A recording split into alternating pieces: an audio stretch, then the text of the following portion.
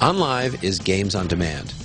What we do is make available the top high-end titles, the same window as they are released in retail, so the same time they're in the store shelves, you have access to them. And you can play all these high-end titles on any entry-level PC or Mac, just through a plug-in that's just 1 megabyte in size in your browser, or using this Onlive Micro Console.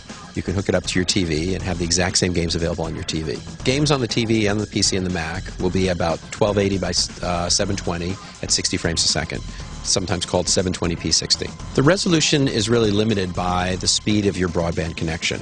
So if you have what's called a 5 megabit connection, which probably is actually delivering about 4 megabits a second, then no problem running HD TV. If you're, have a slower connection, we'll gradually lower the resolution all the way down to, if it's a 1.5 megabit connection, which you're probably getting 1.2 megabits out of, then you'll be down to standard definition TV resolution, which would be like a Wii resolution. You can run any game that is made available on the platform by the publisher. So it's certainly very easy to take a PC title for a publisher, and within a couple weeks of work, it can make it run on Onlive. It's also not difficult to port over an Xbox 360 game, maybe just a little more difficult to port over a PS3 game. And then once on the service, it runs on the same games will run on a PC, Mac, or television seamlessly. So you don't really have to think about what console am I on, or what platform am I on, or do I have a GPU or don't have a GPU. They all run just as well as they would on a totally tricked out gamer PC, because that's what's really running in the service on all of these platforms. Well, I think there's a couple of first-party games which are pretty good that people are really drawn to. Other ones are, plus or minus. I think we've got our hands full right now with the third-party games from the 9 publishers that are supporting the Onlive platform. And so that's what we'll be focusing on initially. And, who knows what the future will bring. Onlive is a community like there's never been before. First of all, we have massive spectating. Okay, so anybody who wants to be spectated can allow anybody else to spectate them. I mean, literally, if you're really, really hot at something, 1 million people can watch your game, okay?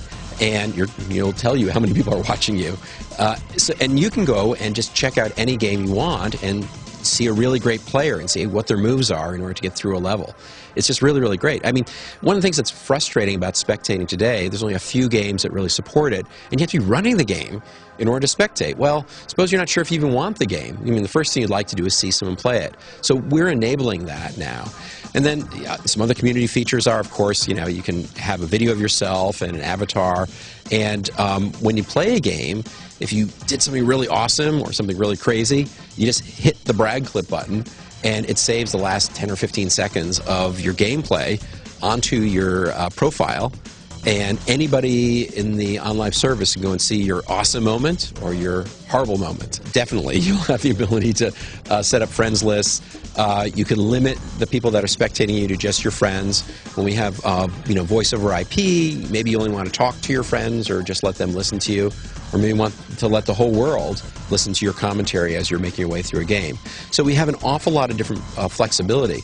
But one thing that is really key and really is differentiating is that whenever we have these community features, you're always looking at the video of what the person's actually doing live. So when you go check in on your friend, you can see what they're doing. And you and your friend who are talking to each other can go watch some other player and comment what you want back and forth. And that conversation carries between games, between levels, and so forth. Until, of course, you get into a game where maybe you're on a team, and then the system is smart enough to go and separate the voice so that you can't overhear what the team is saying.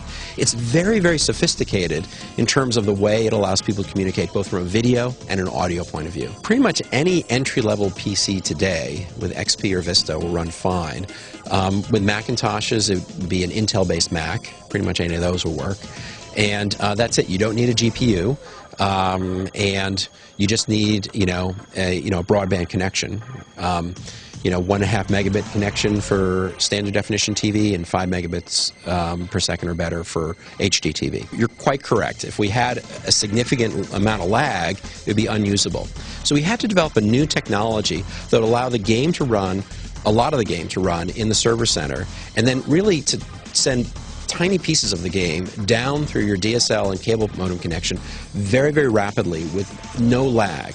So essentially what happens when you hit a button on your controller or on your keyboard, it goes up through the internet to our server center, the game will figure out the next frame, and then it zips back down, and your computer screen or your TV screen updates so fast that perceptually it's as if the game is running right there. It's really, really cool. It's a brand new technology. Took 7 years of development to get it to where it is.